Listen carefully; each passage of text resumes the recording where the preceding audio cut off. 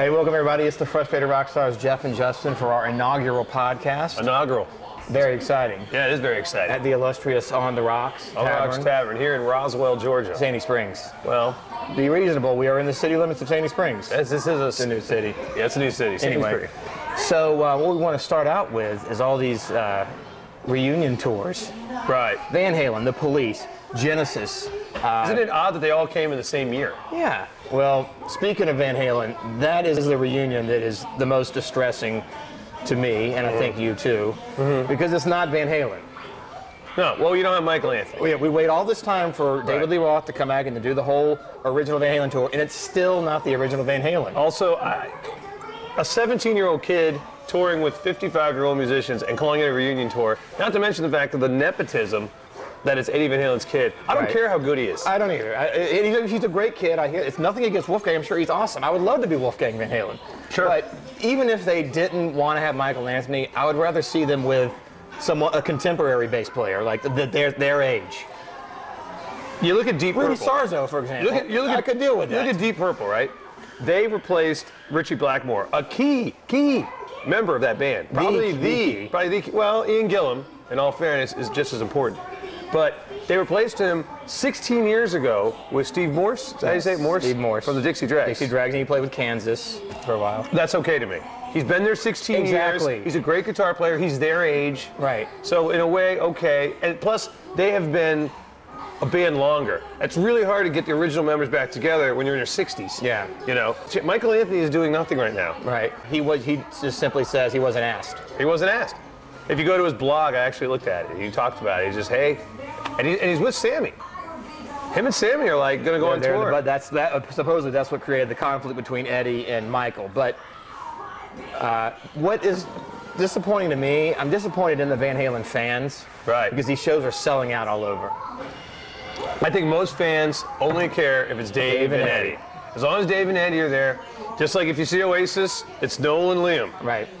I want to see Guigsy and Bonehead. To me, it's not Oasis without Guigsy and Bonehead. I think people would go see the Rolling Stones and pay $300 if it's just Keith and Mick.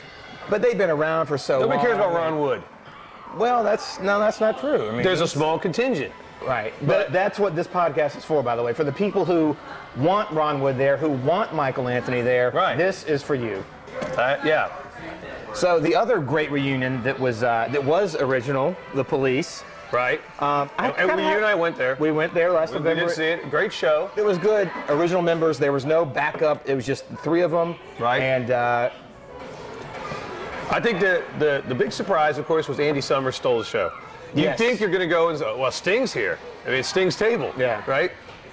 Or maybe Stuart Copeland, one of my personal favorite drummer, and he did all his drums and all his stuff. But for some reason, Andy Summers stole the show. Yeah. Probably the least likely. There wasn't a lot of people that were walking through the door going, I want some Andy Summers. And he actually looked the best, and he's the oldest. You know, he's like 8 or 9 years older than Stewart and Sting. He had a whole career before even joining the Police. He didn't join the Police until he was 34. That's hard to believe, isn't it? But yeah, he's like 64, and he looked great, played great. That was the highlight, exactly. Having Andy Summers there. You wouldn't do a Police tour with Stewart and Sting and some guitar player. And who would it be? Like Vivian Campbell or something? If they were to do that, well, it wouldn't be the Police. But with Van Halen, without Michael Anthony, you can still call it Van Halen. I think because they're a three-piece.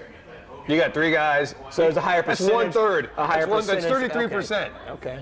Versus 25%. And Michael Anthony, let's face it, he's always been the Ringo Starr of Van Halen. I know, which is, I think, a mistake or a misnomer, because he's actually the main part of their sound. The main part of the sound is the background vocals, high harmonies, which is him. And he's a great singer. And again, here's the big thrill I had.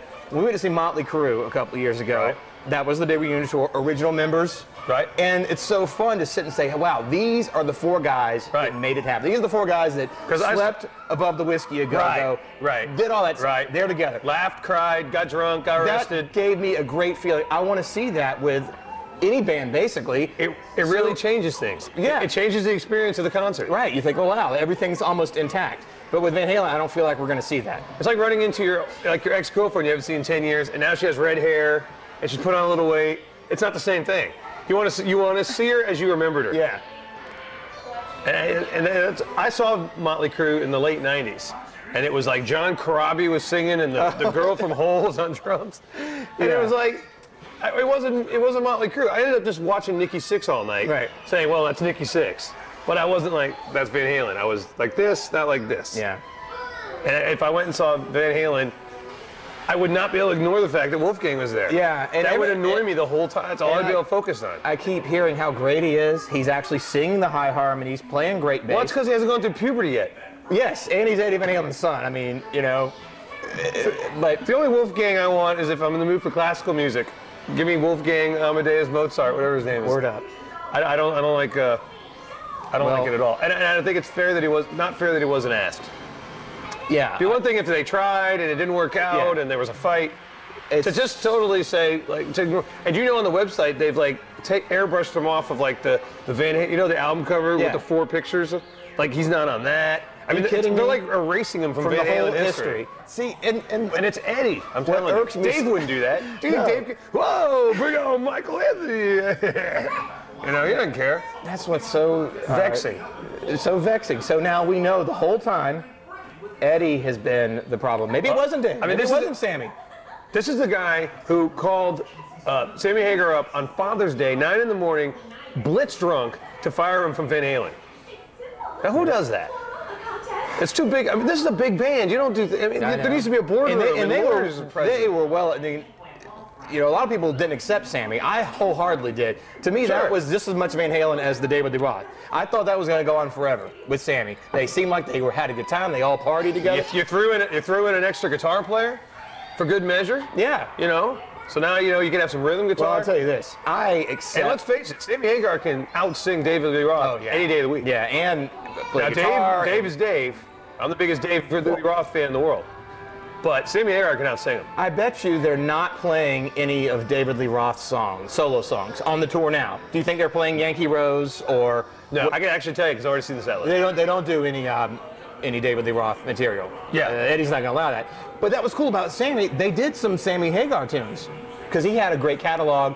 Now, see, that's where we disagree. I don't like that they played. I don't like your peanut butter and my chocolate. If I see a Van Halen, if I want to see Sammy Hagar, you want to do a little solo tour, play some Sheds, fine. I don't like Sammy Hagar songs at Van Halen concerts. You don't? I don't want to hear I Can't Drive 55 on the encore. That's a personal choice of mine. I think it's very acceptable. I don't like it. I don't want to hear Yankee Rose. Well, at least they didn't play any extreme songs on the Gary Cherone. But by the way, I would accept the Gary Cherone lineup as more Van Halen than this lineup.